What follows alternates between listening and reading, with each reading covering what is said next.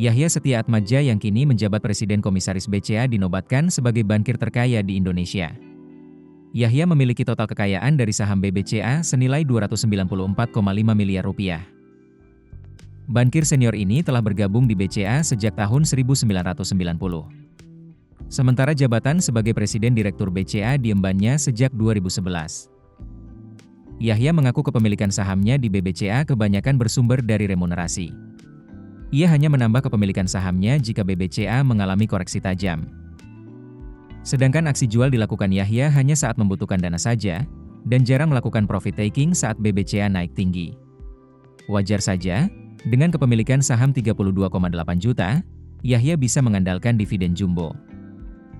Jika dihitung dengan penetapan dividen sebesar Rp205 per lembar, Yahya menerima dividen Rp6,72 miliar dari laba tahun 2022.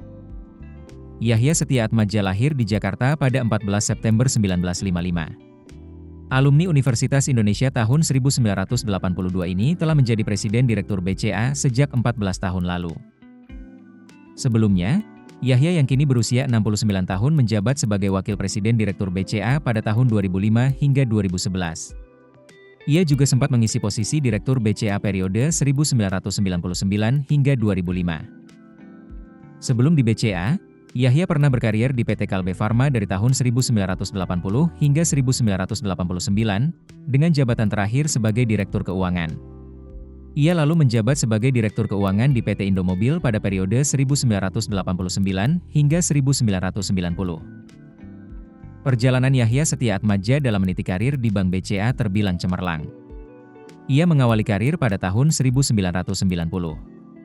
Saat itu posisinya sebagai Wakil Kepala Divisi.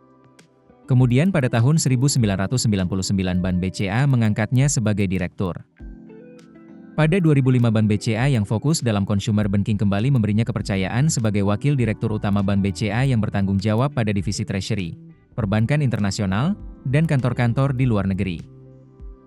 Setelah melalui jenjang karir tersebut, puncaknya pada 17 Juni 2011 ia resmi diangkat menjadi Presiden Direktur BCA berdasarkan hasil keputusan Rapat Umum Pemegang Saham.